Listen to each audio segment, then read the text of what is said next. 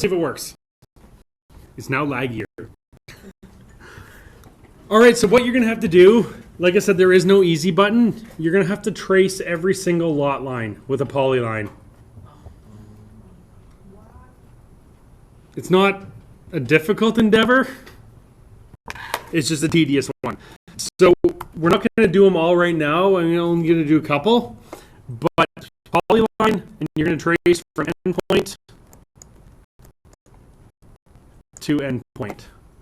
So you need to go through your entire site, and just let me make these a different color for now.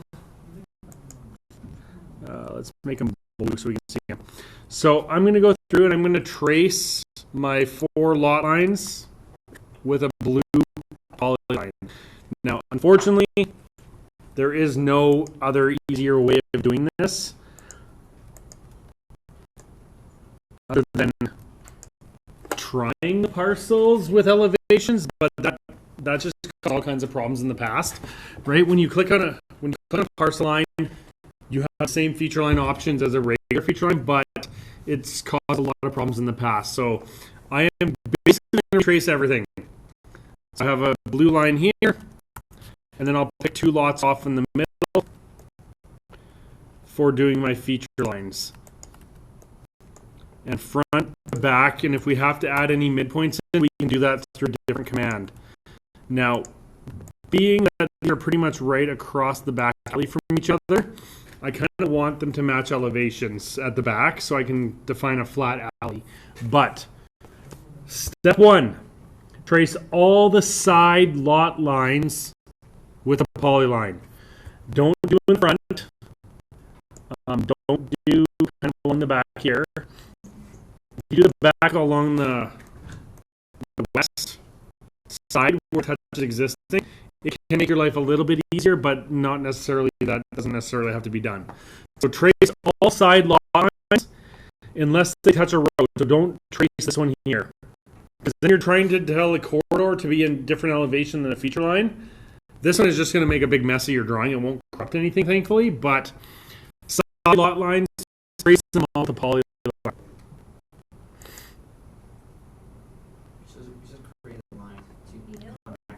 Start to end. So basically, I traced start to end, start to end. Now, hopefully for tomorrow's class, we'll have my surface done, and I can show you how to combine them all together. But right now, it's fine. So trace polylines, and then what you would want to do is you would want to select all the polylines. So once you have them traced, select them all, and then we can go under grading, create feature lines from objects. So grading drop down, create feature lines from objects. Up pops a dialog box with, when you guys are panicking, what are you clicking right now? Assignment's due in 15 minutes. I'm going to click OK. And it's going on the same site as my parcels. It is this quick and this easy to break your drawing, right? By clicking OK, one mouse click, potential disaster. So I'm going to make a brand new site, create new, and we're going to call this something completely different.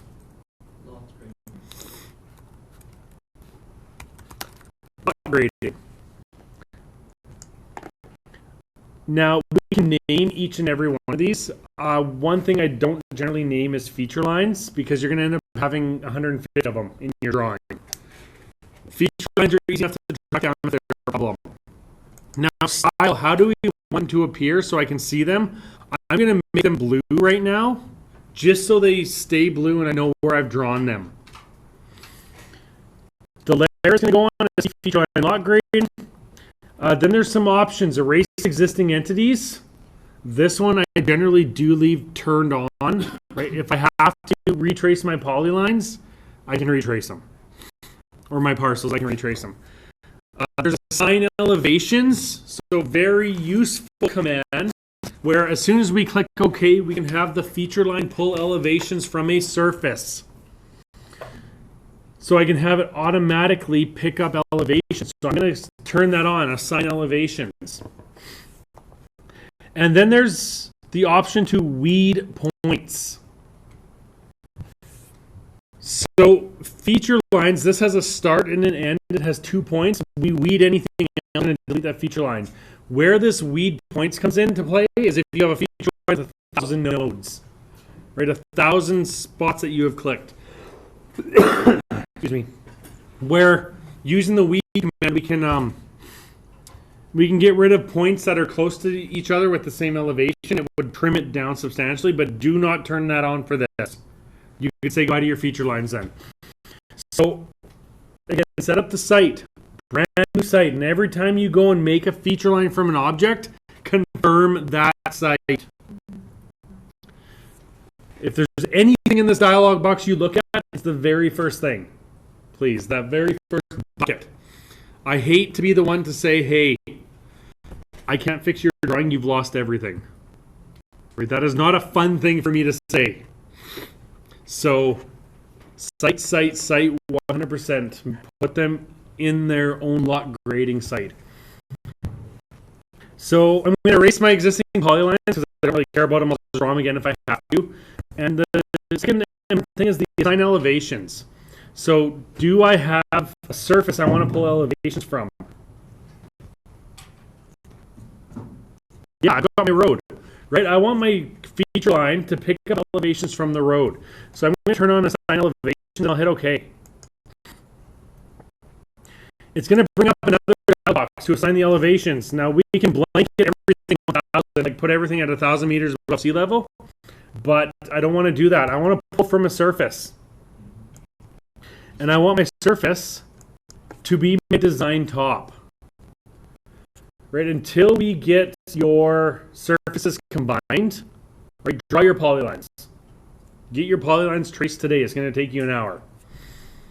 So until we get an actual combined surface, we'll do the first thing tomorrow morning, and then we'll talk about the resumes. We want to pull from, in this case, my design top. This is a very dangerous button to click. So insert intermediate grade break points. Now what this is going to do is every time your feature line crosses a triangle on your surface, it's going to add another point in. So you can very easily get 1,000 nodes in your feature line by inadvertently turning this on. So do not turn that one on unless you specifically mean to. There are very few cases where I've actually had to use that.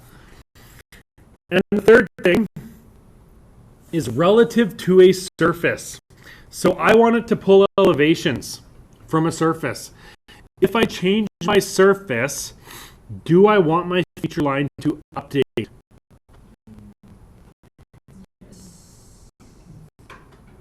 This is one of those where the way Zach just said it. Yes. Yes. Sometimes you want this, sometimes you don't. Right? So in this case, yes, we're going to turn it on. If we adjust our road, we want the feature line to update. We want it to pick that elevation and stay connected to the road. However, maybe you didn't want the feature line to update. Maybe you wanted to test some intermediate design, right? So again, by turning this on, if you want to disable it, you're going to wear your mouse out. You'll have to click about 7 times for every feature line to turn it off. So once it's on, it's on. And if it's off, it's off. But again, you can wear your mouse out to turn it back on. So this is one of those buttons where, excuse me, it can have long-lasting repercussions. So first, let's turn it on. And relative to the surface, so I can specify, this is great for curb and gutters, right? If your curb and gutters are 150 millimeters above the ground, you can just tell this feature line to always be that 150 above the ground. However, I want it to tie into the edge of road. So this relative elevation is going to be 0. So pick up that elevation at the edge of the road and always be 0. This? All right, so I'm going to OK, and none of them have changed because I told them to be blue. Now, when you draw a polyline, what right-click options do you get?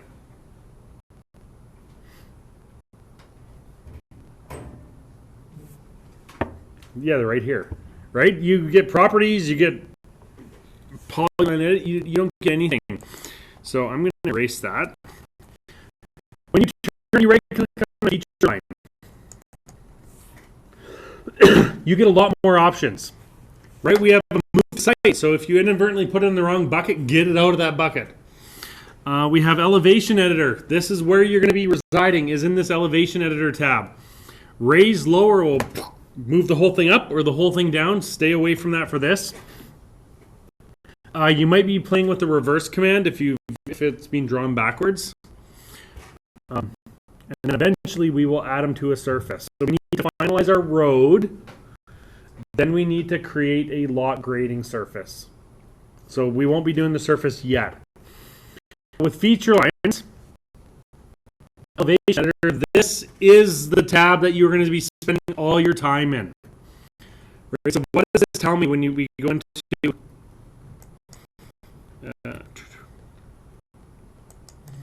right elevation editor? What information do I have here? Sorry?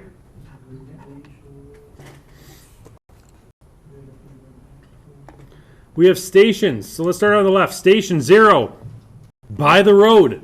Make sure 0 is by the road. Your life is going to be substantially easier. So write down, make sure 0 is by the road.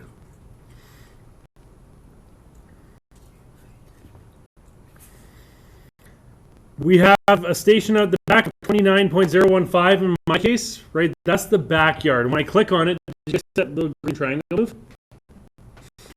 So a lot of students say, hey Kyle, what's this green triangle? It's showing something you've clicked on. So it's just highlighting something you've clicked on. It's not there. It's a display thing only. So you see it moves back and forth.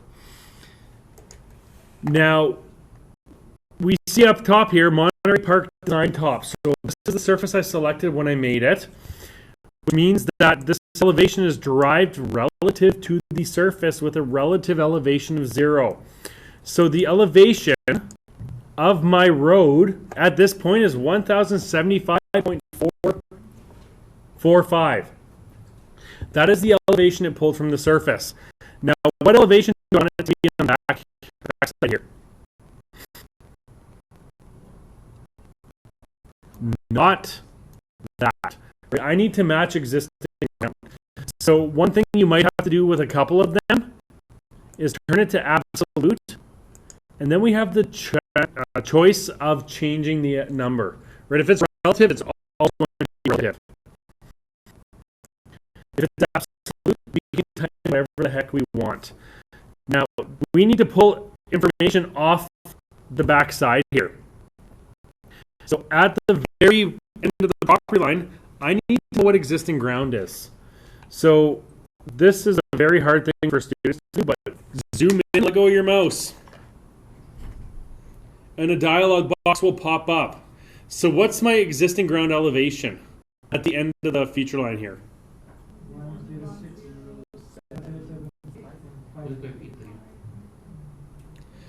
1076.583. So what number am I going to type in there? 1076.583. So this is confirming that my existing ground is now the same elevation as my design. So once I get that number typed in, I'm going to check the slope. My grade ahead, 3.922. Is that correct? Is that fine? Yeah. What are my requirements for slopes? Minimum 2%. Right, that's above 2%. I am good. So then I move to the next one. And a lot of these lots are going to be kind of back to front because it ends up being higher on the back. So check the slope. It's above 2%. Leave it alone. Right, move on to the next one. So we're pulling the elevation off the road to the front, and we're pulling the elevation off existing ground at the back.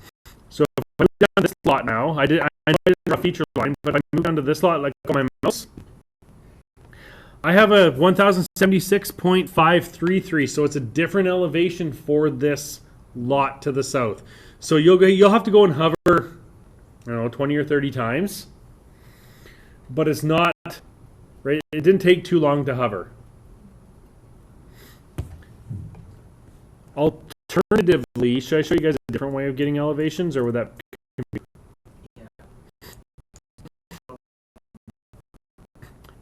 Your surface is probably frozen. So if the existing ground surface is frozen, unfreeze it. But we can add a label. So add a surface. Surfaces, add surface label. We want a spot elevation.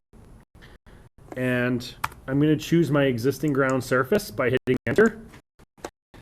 Now zoom in and shift right click on the endpoint. It would give me existing elevation, and then I wouldn't have to hover. I don't care which one you choose.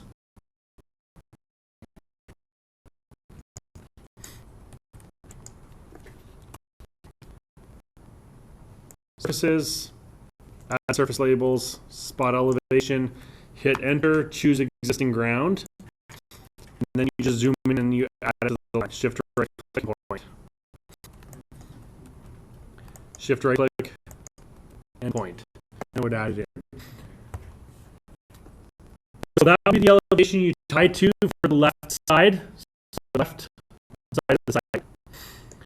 Now moving on to the feature line that's in the middle of our design, right? We have a road at the front, we have a road at the end. So when I look at the elevation editor for this, it tells us the start, it tells us the end station. So this is 30.92 meters long. Is this relative to the surface on front and back? Is it relative to the road here and relative to the road here? Yes. So I cannot make this unrelative. It has to be these two elevations. But what is wrong with the slope? It's 0.885, less than 2%. So this is when I need to come in, I need to add a step. So as soon as it's less than 2%, you need to start thinking about how to fix it. The very first thing I'm going to do fix it is split it. So there's a button in this window. When I click on a feature line, we see square grips.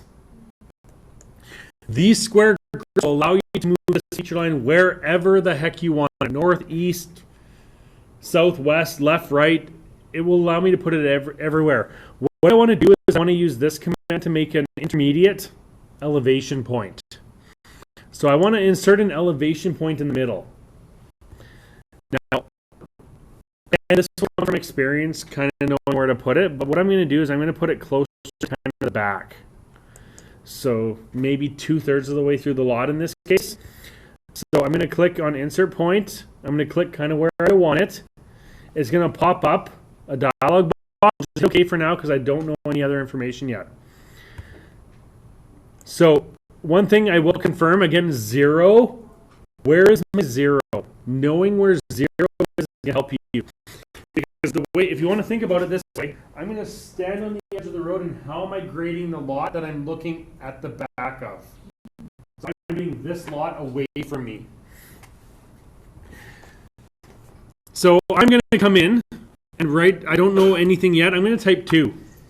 I'm going to type 2 for the first slope. I'm not changing anything else in here.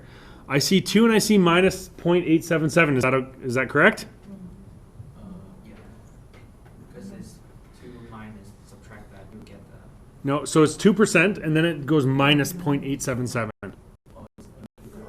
So this is incorrect because it's less than 2. So what you need to do is adjust the midpoint. Now, when I click on this circle, I can't move it right. Let me move it left or right. It's only slide along the feature line. So I'm going to slide it a little bit, and then I'm going to come in here and take the grade 2. We're at minus 1.1. Better, but not still not perfect. So I'm going to move it a little more.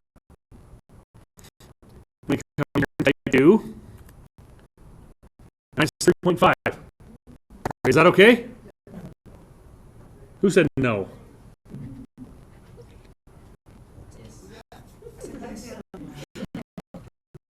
So I'm going to try and adjust to get close to 2 and minus 2. Right? I do not fully expect you guys to be exactly 2%. Right? If you're 2 and minus 2.5, move on. That's fine, right? It's not going to make a huge difference. So a large number of these, especially in the sales section, are going to be in some form of split down. Right? So get it close to minus 2 and then move on. It doesn't need to be exact. It doesn't need to be perfect. Because they're not going to call it perfect anyways. Do this for every single lot.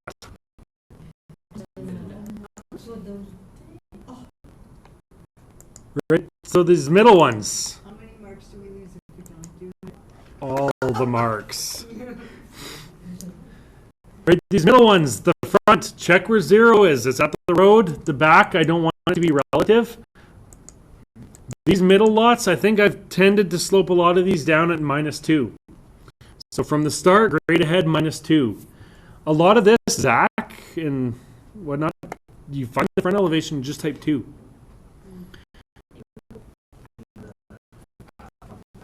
Yeah, and then it comes to the back. Or back to front, 2. So all along the north end and the east are all 2% up. Right? You elevate, you get the relative to surface at the front 2% up, and you don't have to think about it. So a lot of it you don't really have to think about. Where you do need to do a lot of critical thinking is in the middle section to make those lots grade out properly. So it seems like a lot of work, but it's rinse and repeat. You do one, you do the next one, you do the next one, you do the next one. And a lot of them in a row, right? This one is elevation of road at the front, elevation of road existing, road existing, road existing. After here, you might have to come up with a split configuration, but that's only a handful in the middle. So, Can we create and then change them later? okay, so I can come in and I can change this after the fact. If I put it in the wrong bucket, not really.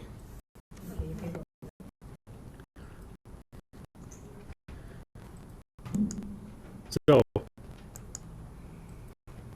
Quick question. So, we only need to do the lines in between the lot. Yeah. We need to do the line that ends the borderline for no, just do between the lots.